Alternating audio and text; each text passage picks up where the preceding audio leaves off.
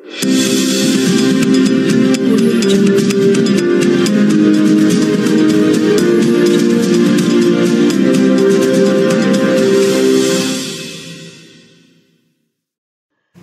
बोराडे यांच्या उपोषणाकडे लक्ष देऊन धनगर समाजाला आरक्षण देण्याची मागणीसाठी धरणे आंदोलन।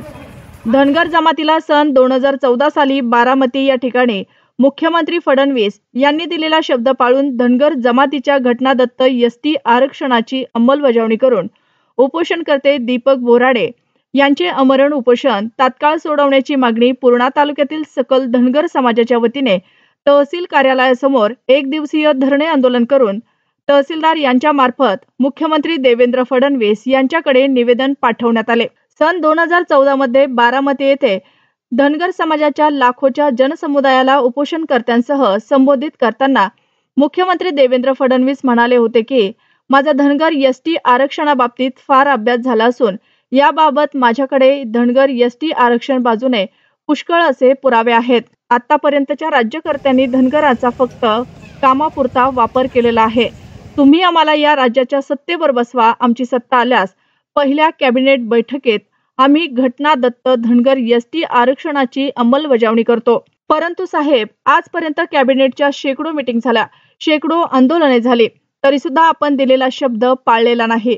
म्हणून आमचे बांधव दीपक बोराडे दिनांक 17/9/2025 पासून नियोजित पुण्यश्लोक अहिल्यादेवी होळकर स्मारक अंबड चौफुले जालना येथे उपोषणास बसले आहेत। आज त्यांच्या उपोषणाचा 10वा दिवस आहे। अजूनपर्यंत या उपोषणाची दखल न घेतल्यामुळे दिनांक 26 सप्टेंबर रोजी सकल धनगर समाजाच्या वतीने तहसील कार्यालयासमोर एक दिवसीय धरणे आंदोलन करण्यात आले आणि 2 दिवसाच्या आत धनगर जमातीच्या घटनादत्त एसटी आरक्षणाची अंमलबजावणी करून दीपक बोराडे यांचे उपोषण तात्काळ सोडवावे, अन्यथा दीपक बोराडे सांगतील त्या पद्धतीने तसेच धनगरी बाणाने राज्यभरात तीव्र आंदोलन छेडले जातील। तसेच दीपक बोराडे यांच्या जीवितास काही बरे वाईट झाल्यास याची सर्वस्वी जबाबदारी सरकारची राहील, असे सकल धनगर समाजाने तहसीलदार पूर्णा यांच्या मार्फत पाठवलेल्या निवेदनात नमूद केले आहे। या निवेदनावर हजारो धनगर समाजाच्या नागरिकांच्या स्वाक्षऱ्या आहेत। आज पूर्णा तहसील कार्यालयासमोर सकल धनगर समाज पूर्णा यांच्या वतीने मोठे धरणे आंदोलन आयोजित केले होते।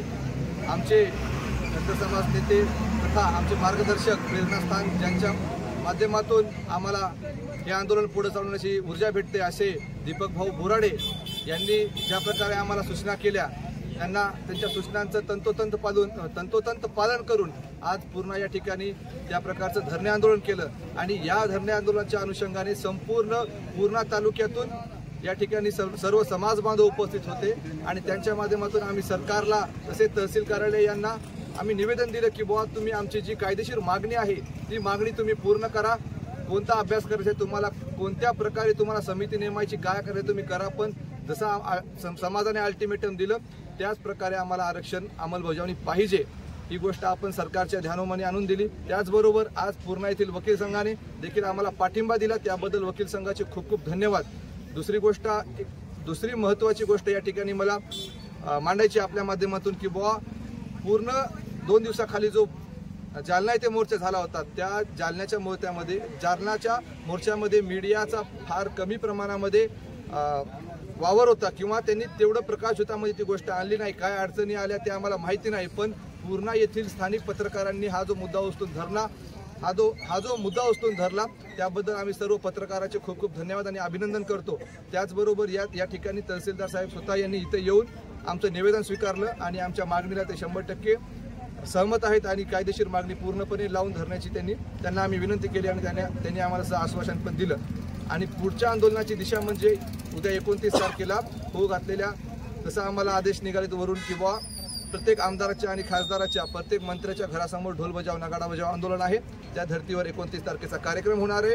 त्याच्याचबरोबर 1 तारखेला जे सगळं पूर्ण आम्हाला महाराष्ट्र बंद करायचं जे आंदोलन आहे, चक्काजाम आंदोलन आहे, त्याला आम्ही 100% आम्ही या ठिकाणी ते करण्यासाठी आम्ही या ठिकाणी जमलो आहोत। इथं सर्व समाजाच्या समोर ही गोष्ट सर्वांनी मान्यता या गोष्टीला दिली आणि 100% सांगितल्याप्रमाणे आम्ही हे आंदोलन यशस्वी करू आणि आता आरक्षण अंमलबजावणी झाल्याशिवाय माघारी फिरायचं नाही असं सगळ्या समाज बांधवांनी निश्चय केला। एकदा मी पुन्हा आपल्या समोर घोषणा देऊ इच्छितो। येळकोट येळकोट जय मल्हार। आज धरणे आंदोलन दीपक भाऊ बोराडे यांच्या नेतृत्वाखाली आंदोलन केलं। प्रत्येक जिल्ह्यातल्या तहसील समोर आंदोलन करायचं होतं। आज आंदोलन झालं। दीपक भाऊंनी सांगितलं होतं की आंदोलन करा म्हणून एसटी करण्यासाठी। प्रश्न प्रत्येक गावात प्रत्येक घरातून माणसं आलते, तालुक्यातून न कोणाला कळवता प्रत्येकाने स्वखुशीनं इथं प्रत्येक तालुक्यातलं घराघरातलं माणूस आलं समाजाचं। उद्या 29 तारखेला आमदार साहेबाच्या घरासमोर जाऊन आम्ही आंदोलन करणार आहेत, ढोल बजाव, आणि त्यांना एक पत्र देणार आहे किंवा विधानसभेमध्ये तुम्ही ही मुद्दा लावून धरा, आणि नंतर 1 तारखेला रास्ता चक्काजाम आंदोलन पूर्ण महाराष्ट्रभर होणार आहे दीपक भाऊ यांच्या नेतृत्वाखाली।